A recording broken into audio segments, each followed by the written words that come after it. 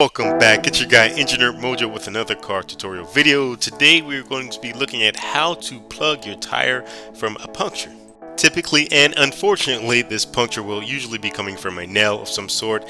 This process applies to many different types of tires, from your car automotive tire, a motorcycle tire, even trailer tires. This process will apply. Now for the smart folks, you'll notice that this is a donut that I'm repairing. You don't want to repair a donut. Typically this is a temporary tire, but in my case I'm using this donut for a personal application around my yard for trailer purposes, so it's a-okay. To get it started off fast, tools you'll need are, you'll need some kind of plug kit. I'm using a deluxe quote-unquote tire plug kit. I picked this up from my local big box store. You can pick this up online, and there's tons of different varieties here.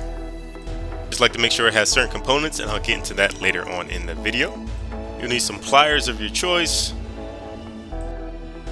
Also some miscellaneous tools to remove the nail or puncture. I'm using a flathead here, but you can have tons of options there.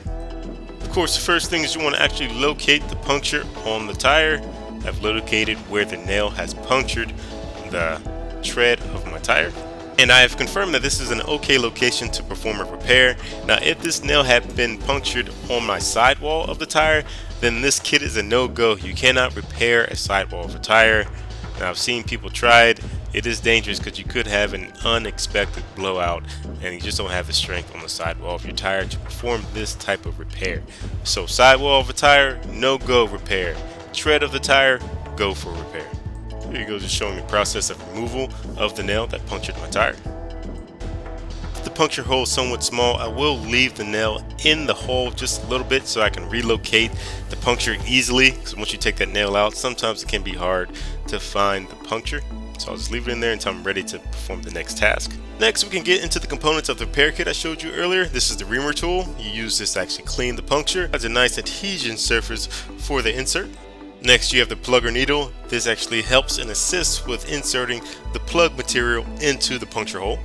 Next in the kit was rubber cement. Now this doesn't come in every kit that I've seen, but it is helpful to have because it does help with adhesion of the plug to the side of the puncture hole. Lastly, you'll have the actual plug material. This is what actually makes the repair on your tire. Now to actually get into the part of the repair procedure, you want to get into a nice comfortable position. You want to remove the nail if you haven't done so already. Then you want to take your reamer tool, insert it into the hole and slide up and down to roughen and clean the inside of the hole. I'll do this for about 10 to 15 seconds, making sure I'm getting a nice clean bearing surface for the plug material to adhere to. Once done with the reamer tool, I'll take the plug needle and I'll take the actual plug material and I'll get that prepared. So you want to take the plug material and thread it in about halfway through the plug needle.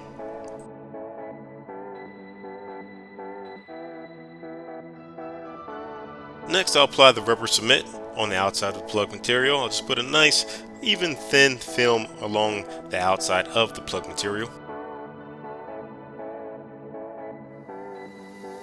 With the thin film of rubber cement applied and the plug material centered within the center of the eye needle as I showed, I'll go ahead and insert the plug needle into the puncture of the tire. I'll insert the plug needle about 2/3 of the way into the tire. I'll give you a close-up of what that looks like.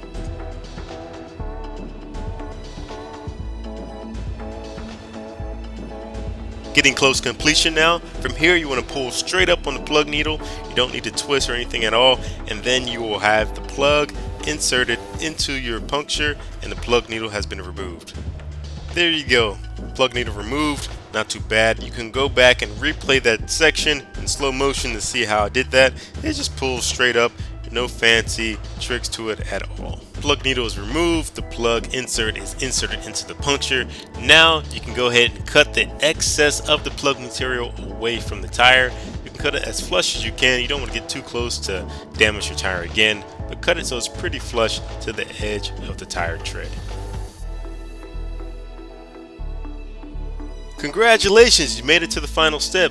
Now all you have to do is reinflate the tire to the correct PSI. Once inflated, you can check for any air leaks by applying a little soapy water to the plugged area and see if there's any bubbles.